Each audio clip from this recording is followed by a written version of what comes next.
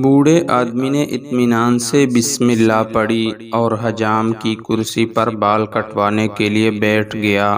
بوڑھے کے چہرے پر موجود نرم مسکراہٹ سے حجام کو بات چیت کا حوصلہ ہوا۔ حجام نے کہا، دنیا میں بہت سی مذاہب خدا کو مانتے ہیں، لیکن میں خدا کے وجود کو نہیں مانتا۔ مسلمان بوڑھے نے پوچھا، کیوں نہیں مانتے؟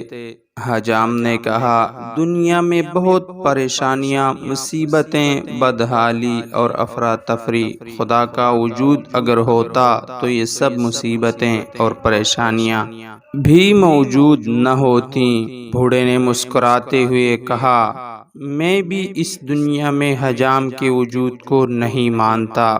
حجام نے پریشان ہو کر پوچھا، کیا مطلب؟ میں آپ کی بات نہیں سمجھا۔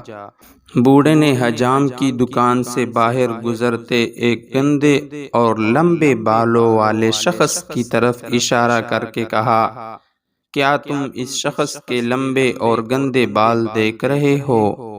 حجام نے کہا، جی ہاں، لیکن اس کا میری بات سے کیا تعلق؟ بوڑھے نے نرم لہجے میں کہا، اگر حجام ہوتے تو لمبے اور گندے بالوں والے لوگ بھی نہ ہوتے۔ حجام نے کہا، ہم موجود ہیں، لیکن ایسے لوگ ہمارے پاس نہیں آتے۔